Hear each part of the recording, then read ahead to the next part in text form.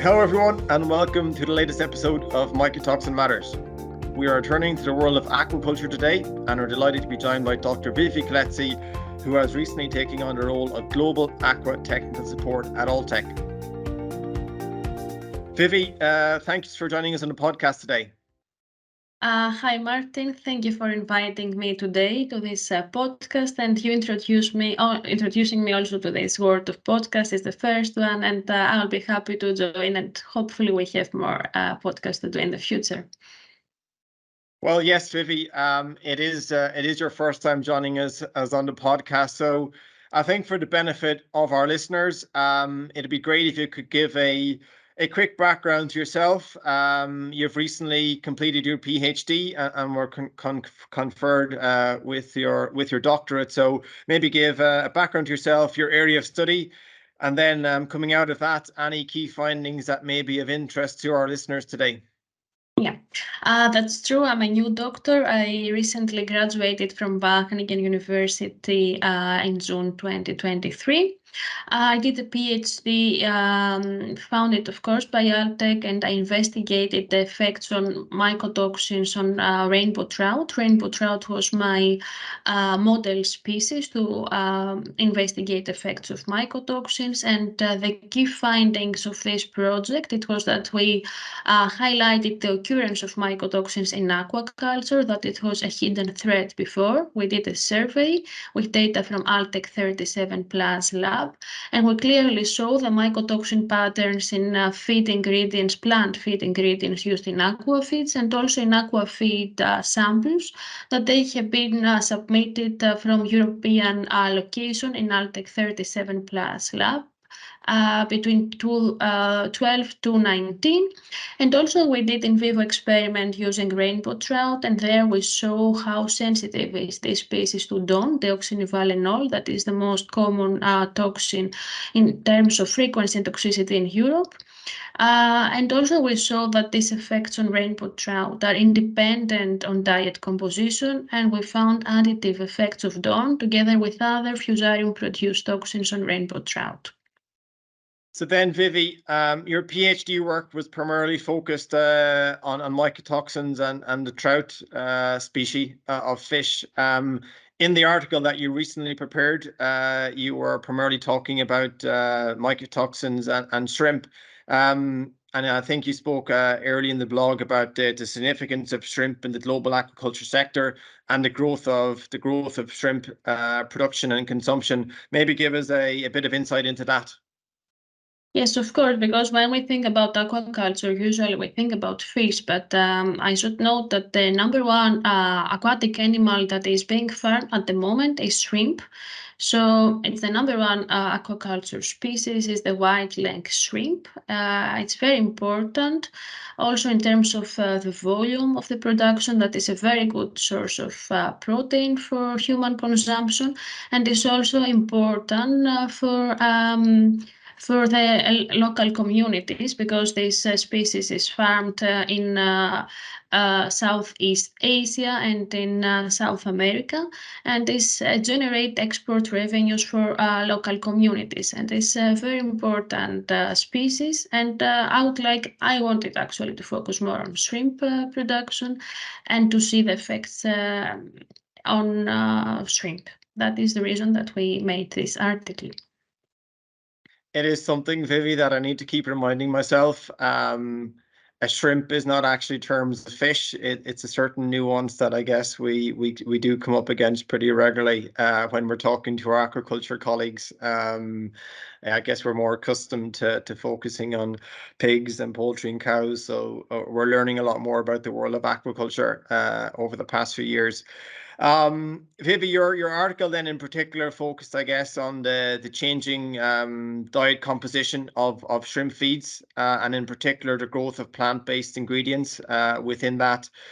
Firstly, why has the industry moved? What is the requirement to move toward plant-based ingredients? And then what are some of the consequences for feed quality within that? And I guess I'm thinking of areas like be it amino acid profiles, palatability, digestibility, etc.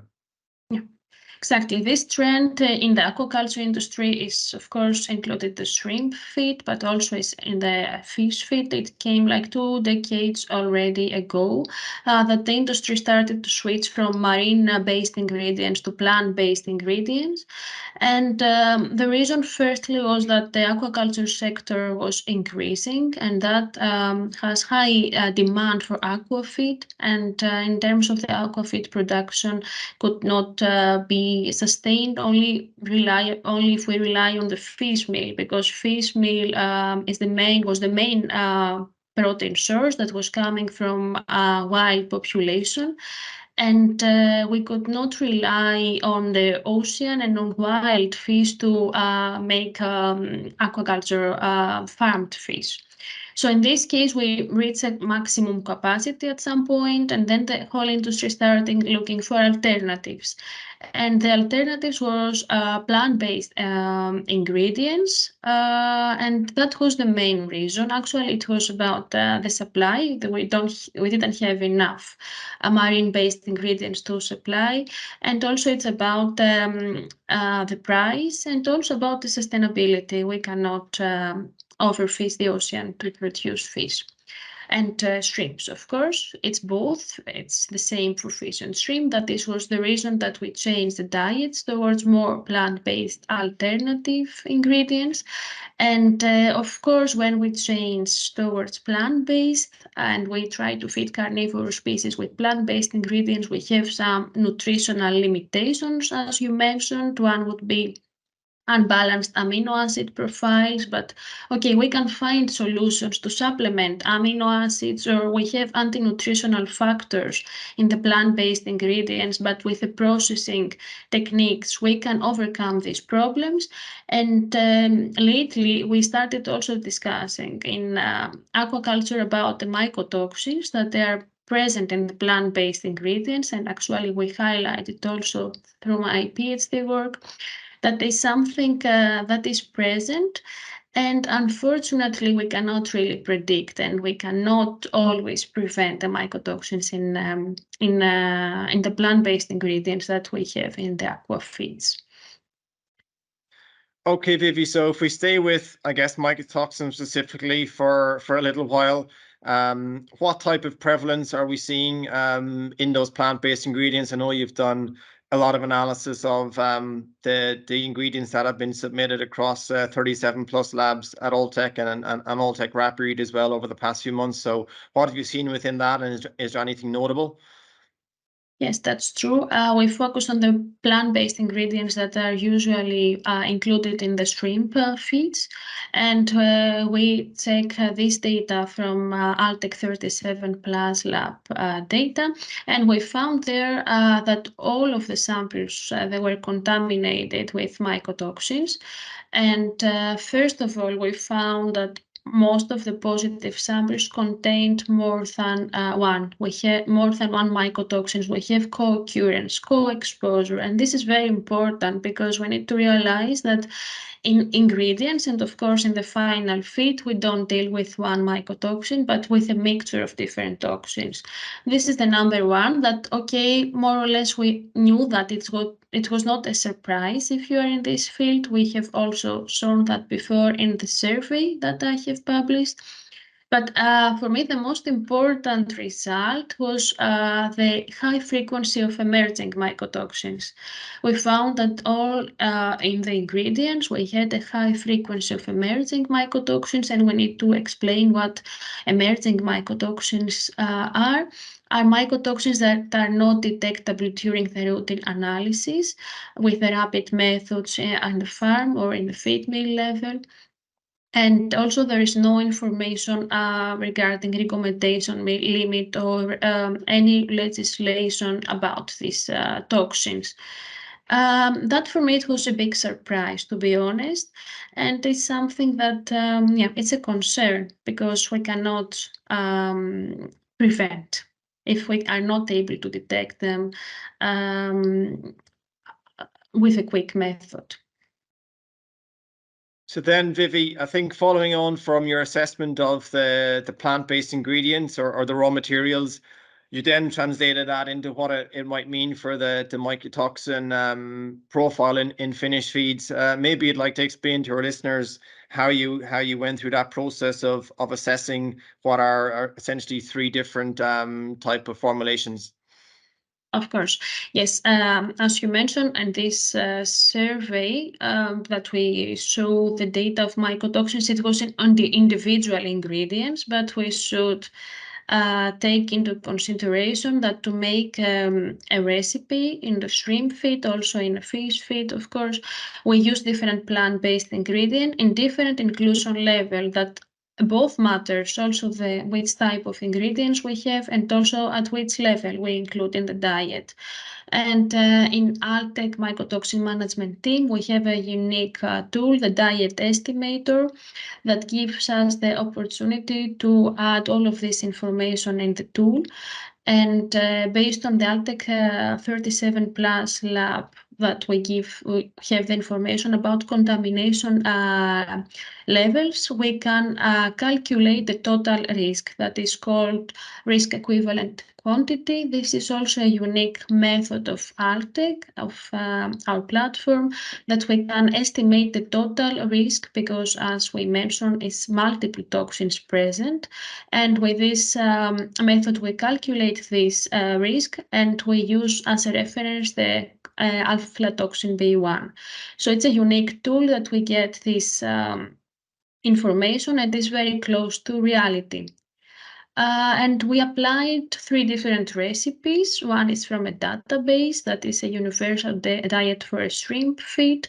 One from diet shrimp feed diet from India and one from Brazil. And there in 2 recipes we found a moderate risk, and in the diet from Brazil we found high risk for shrimp. So that was potentially an interesting, Vivi.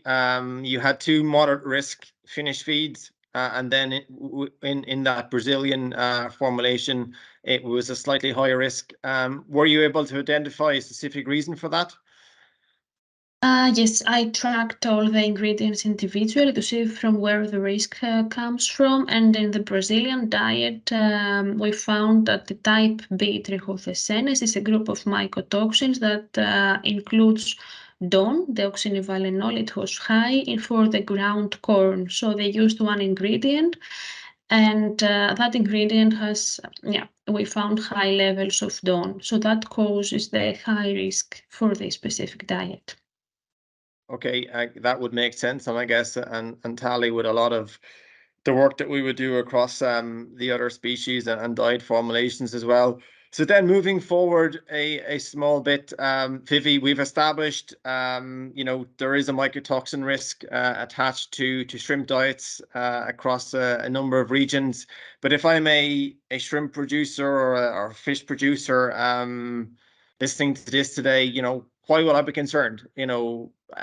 Mycotoxins in my diet, but what does it actually mean for shrimp producers from a be it a health or performance perspective?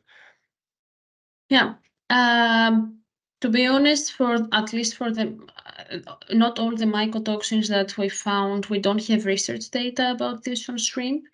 So we don't know for all the toxins, the effects, but for the ones like deoxynivalenol, fumonisin, T2 toxin that we have data on shrimp.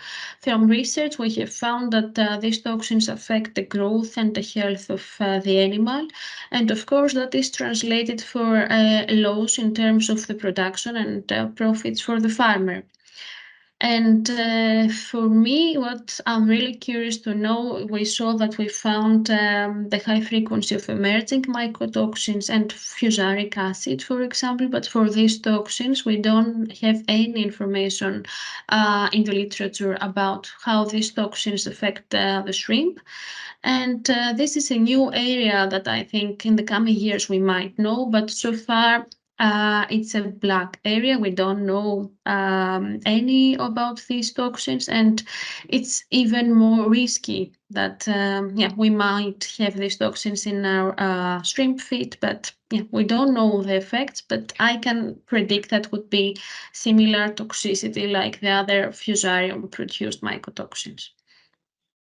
Well, I think as an industry, Vivi, yeah, a lot of different bodies and organizations are probably seeking to discover the same level of information on emerging mycotoxins and seeing what are those effects in the animal. So in terms of then mitigating the effects of mycotoxins in a shrimp scenario, Vivi, what are some of your, I guess, top tips or mycotoxin control tips that you would leave with our listeners today?